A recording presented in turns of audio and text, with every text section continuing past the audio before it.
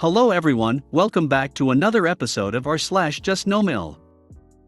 In today's episode, I only have 5 years left. Janelle and wedding vent. Boundaries in communication? Never heard of her. Before we get started, make sure to subscribe so you will never miss a video. So let's get started. I only have 5 years left. She has 5 years. Ha ha ha, ha ha ha ha ha ha. Last night she tried to guilt him with, "You're breaking up the family. You're selling us out. You don't care about me and my health when I only have 5 good years left." Y'all, she just retired. Her age is not old at all. Her attitude about her age is old AF though. Anyway, the worst was, you won't come to a christening, but I bet you'd go to a bar mitzvah. I'm Jewish, they're Catholic, so as non-denomination he follows the food, lol. He's never been to a bar mitzvah BC, both my sons had them before I met, so. She's purposely calling my son's graduation party a bar mitzvah to make an anti-Jew comment, or at the very least accuse him of favoring Jews over Catholics. Does he do more Jewish stuff by default of living in a Jewish home? Possibly. Is he thinking about conversion? Hell no, Jews don't make it easy, lol. He's not interested in any religion, as he's just a golden rule kinda guy, honors people's values, but mostly, if he knows there will be good food and company, he's there and doesn't care what the gathering is for. I love this about him. He lights candles with me on Shabbat, butchers the Hebrew, eats all the halal. Anyway, the B*TCH is just digging a hole. He was firing back at her with so much calmness, didn't raise his voice, insult her, but when he finally stopped engaging in argument, and just said, "My family comes first, period." She lost her shit, and that's when she made the Jew comment. Oy vey. He took the call BC, he's waiting for a piece of mail BC, he's an idiot who hasn't changed his bank address. We all know she called to argue, as well as he answered to argue. I told him no more calls with her in our home, that he'd have to leave the house BC if she says another thing about my Judaism, it's not going to go well.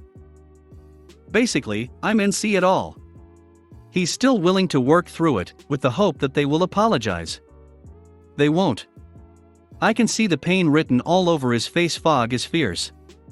We talked to therapist today for a weekly session. On a good note, the babe has graduated, and we spent almost 2 days with my ex and his wife in their house cooking, laughing, and just being parents by rallying around the newly graduated. His stepsister just graduated too. All love, and not an ounce of animosity. I'm not letting this B*TCH ruin this for us. Janelle and wedding vent. Hi, sorry this on mobile and long. No cross-posting and please no advice. This is just a vent where I need to get my feelings out because sometimes it feels like I'm going insane. My boyfriend proposed about a month ago. I said yes and we're very happy. He's always known his mother is a JN.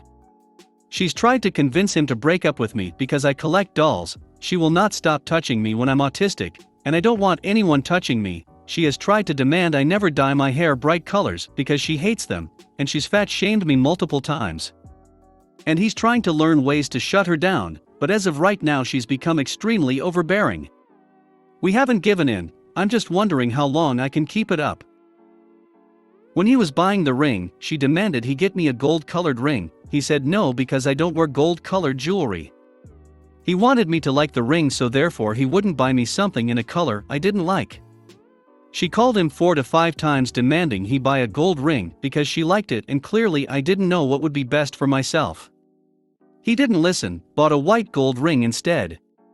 I love my ring personally, it's everything I've ever wanted. Then when she found out my mother had a dress for herself, JN decided she wanted a dress too. I told her that's fine, but she couldn't go for my preferred bridesmaid colors because I wanted them to stand out. Which I made perfectly clear the colors. She immediately tried to buy several dresses all in the same color as my bridesmaids. My mother stepped in and told her to stick to blue, which she listened to because it didn't come from me. She is trying to invite his prom date from high school to the wedding. Neither of us want the prom date there, but she's obsessed with the prom date attending the wedding. Maybe as a last minute please choose her moment, IDK. Her latest moment of JN was the wedding guest list. My partner and I are introverts. We don't want many people there. We want a very small wedding. She on the other hand, wants a large wedding. Our limit was 100. She wants at least 170 people. She actually requested I not invite my immediate family to the wedding so she can invite her friends. Her friends who I have never met. She told me at my wedding I get 40 people, my partner gets 40 people that she picks, and she gives the rest to her friends. When I told her absolutely not, she tried guilt-tripping me saying her friends were there when my partner's father died.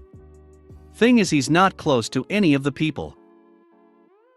I told her no, he and I are getting the final say, and that includes my family. JN then had a fit and now is trying to demand I make a second ceremony and reception for her friends only since I won't accommodate them. She is also trying to ban her son, my partner, from going to a family wedding since he won't invite her friends. Oh, and not to mention she was upset that the photographer would need food. This woman is driving me up a wall. Boundaries in communication? Never heard of her. Long story short, there has been a number of issues over the year with my in-laws, and my husband, 26M, finally had a conversation with his parents, 51M and 48F, and brother, 23M, about it. Now for the actual long story.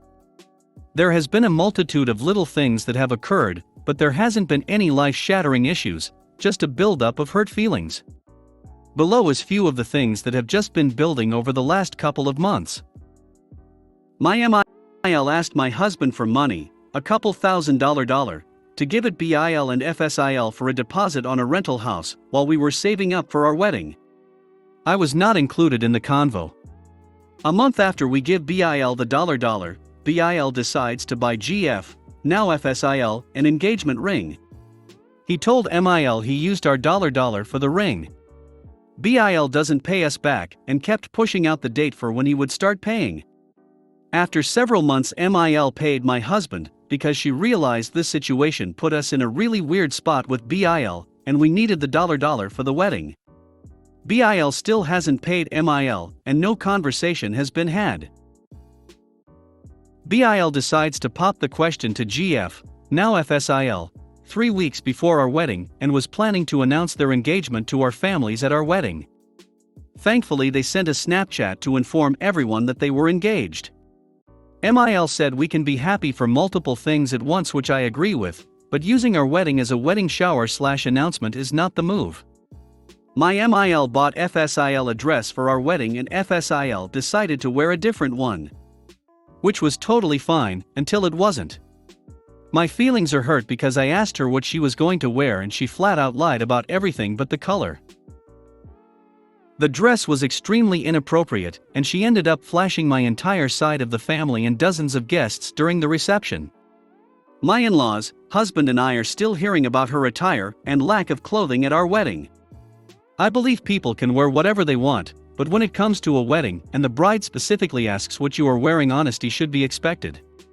My MIL has continuously said it wasn't that bad, but I have had several people say they saw her lady bits. No piece of what occurred was okay.